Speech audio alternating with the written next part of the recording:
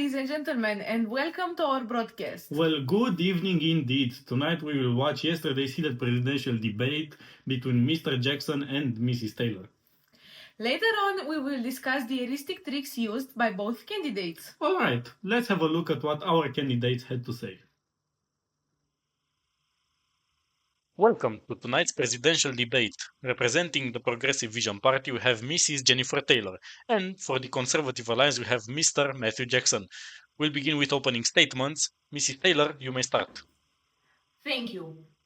My vision for this country is grounded in progress and fairness. My opponent, however, represents stagnation and elitism. Hiding behind promises he knows he'll never keep. The truth is, Mr. Jackson's policies are nothing more than polished lies. Lies designed to keep hardworking citizens chained to a system that exploits them. And let's not forget his history of decision making. A history that's more his story, full of self-serving narratives.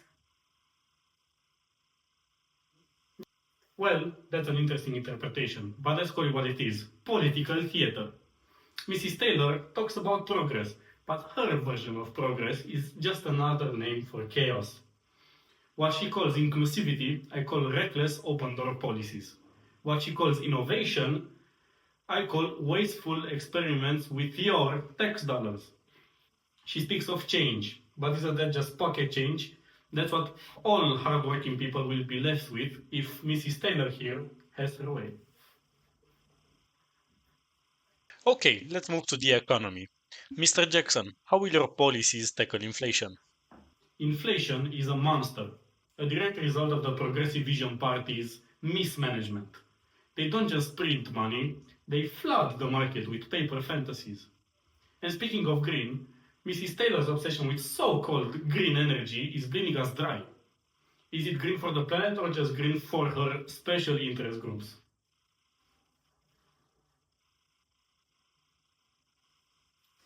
Let's be clear. My opponent isn't addressing inflation. He's inflating his own ego. His approach is rooted in fear-mongering and outdated tactics that do nothing for real people. Instead of investing in clean energy, you prefer dirty deals with oil giants. Instead of creating sustainable jobs, you prefer temporary gigs that vanish as quickly as your accountability. And let's talk about stability. My opponent speaks of a stable economy. But is that stable as in steady or stable as in a barn? Because his policies smell a lot like the latter. Thank you, Mrs. Taylor. So, both of you have faced questions about your integrity. Mrs. Taylor, how do you respond to accusations of flip-flopping on key issues? Leadership requires adaptability. My opponent calls it flip-flopping because he doesn't understand the importance of evolving with the needs of the people. What you label as inconsistency, I call responsiveness, and what you see as a flaw, I see as a strength. But let's not forget your steadfastness, or as I prefer to call it, stubborn refusal to acknowledge reality. That's rich coming from someone whose principles are as flexible as a rubber band. You don't stand for anything, you bend whichever way the political winds blow. And when it comes to lobbying, let's be real, your connections are less about foreign investment and more about foreign interference. Alright, final question. Why should the people trust you to lead?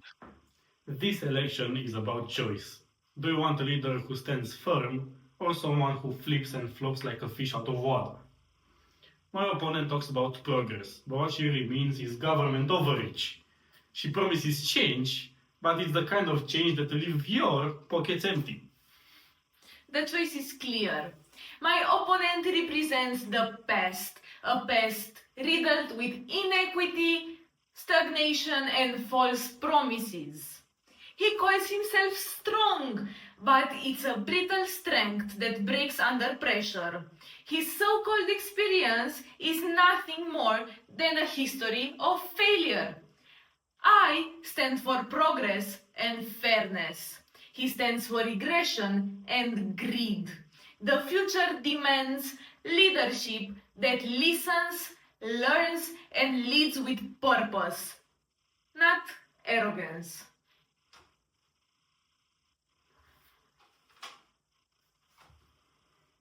So, let's start our discussion. As we could hear, they used a lot of ad hominem and ad personam tactics to undermine each other. Well, you are completely right, but they also used other tricks that we will showcase to you shortly.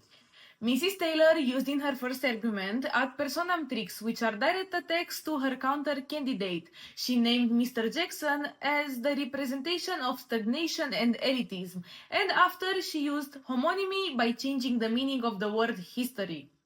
The counter-argument of Mr. Jackson starts with a personal attack by naming Taylor's progress as chaos. Also, when talking about the economy, Mr. Jackson spoke about Mrs. Taylor's obsession with green energy, that is green just for special interest groups, which makes this an ad hominem trick since he attacked her actions. Later in the debate, when Mrs. Taylor was talking about the stubbornness of Mr. Jackson, he interrupted her by saying that her principles are as flexible as a rubber band, which is another ad personam tactic. Well, I have also noticed that they used multiple dysphemisms and synonymies, such as naming progress as government overreach. It is clear to me that this was a heated debate. Indeed, it really was. But for now, our discussion ends. Thank you, ladies and gentlemen. Have a good night. You will also hear from us tomorrow's morning news. Good night.